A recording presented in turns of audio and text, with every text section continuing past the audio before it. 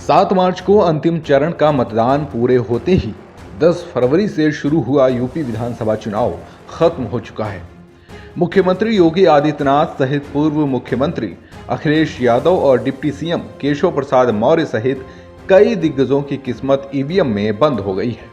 इनमें योगी सरकार के 51 में 42 मंत्री भी शामिल हैं। यूपी चुनाव के नतीजे 10 मार्च को आएंगे। 403 सदस्यीय यूपी विधानसभा में बहुमत का आंकड़ा 202 है। 2017 में बीजेपी ने एक तरफा जीत दर्ज करते हुए विरोधी दलों का सूपड़ा साफ कर दिया था और बीजेपी गठबंधन ने 325 सीटें जीती थी। भाजपा ने अकेले दम पर 312 और सहयोगी पार्टी अपना दल ने तो 9 और सुभाषपा को 4 सीटें मिली थी। समाजवादी पार्टी ने 47 और बसपा ने 19 सीटें जीती थी। कांग्रेस को 7 सीटें मिली थी। तीनों सीटें निर्दलीय उम्मीदवारों को मिली थी। रालोद और निषाद पार्टी को एक सीट मिली थी। 2022 के विधानसभा चुनाव को 2024 का सेमीफाइनल माना जा रहा है, इसलिए देश भर की नजर यूपी के नतीजों पर है। 2017 में बीजेपी ने भले ही एक तरफा जीत हासिल की हो, लेकिन इस बार सूबे की बदली राजनीतिक परिस्थितियों और सियासी समीकरण के बीच किसी भी दल के लिए एक तरफा जीत दूर की कौड़ी मानी जा रही है।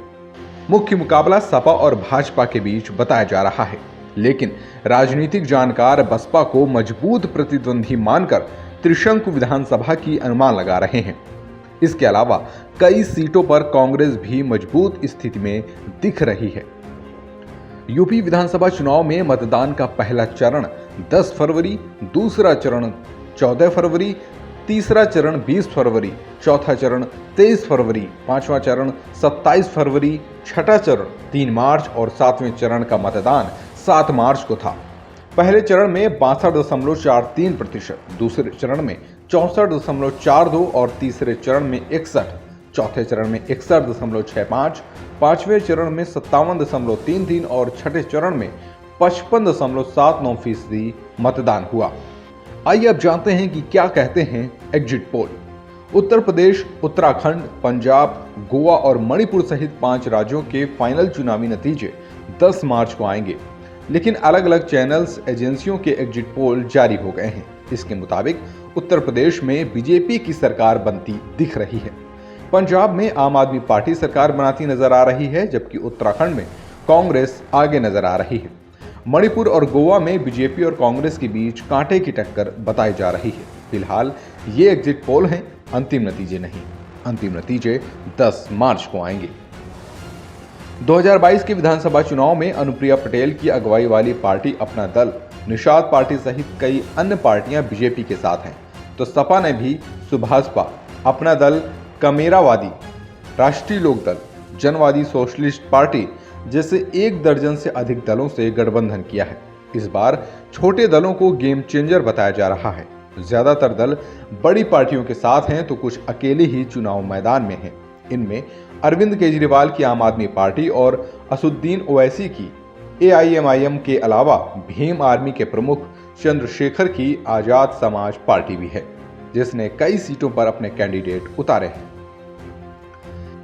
इसके अलावा जदयू, VIP पार्टी और शिवसेना कैंडिडेट भी कई सीटों पर ताल ठोक रहे हैं। 2022 के चुनावी नतीजे यूपी में छोटी पार्टियों का राजनीतिक भविष्य तय करेंगे। यूपी विधानसभा चुनाव 2017 के अलावा भारतीय जनता पार्टी यूपी में कभी भी किसी क्षेत्रीय दल को अपने बूते पर सत्ता से बेदखल नहीं कर पाई है। लेकिन बड़ा तथ्य यह भी है कि देश में कोई भी क्षेत्रीय दल भाजपा को सत्ता से कभी नहीं हटा पाया। लेकिन अगर इस बार सपा सरकार में आती है तो ऐसा करने वाली वह पहली क्षेत्रीय पार्टी बन जाएगी। वहीं योगी आदित्यनाथ के पास भी इतिहास रचने का मौका है। अगर योगी 10 मार्च को अपनी पार्टी को जिताकर मुख्यमंत्री की अपनी गद्दी बरकरार रखते हैं तो उनके नाम भी नया कीर्तिमान जुड़ जाएगा। यूपी में किसी मुख्यमंत्री ने 5 साल का कार्यकाल पूरा करने और लगातार दूसरी बार सत्ता में आने का रिकॉर्ड नहीं बनाया है। यूपी में अब तक 29 मुख्यमंत्री हुए हैं जो कई बार मुख्यमंत्री बने, लेकिन एक ने भी अपना कार्यकाल पूरा नहीं किया।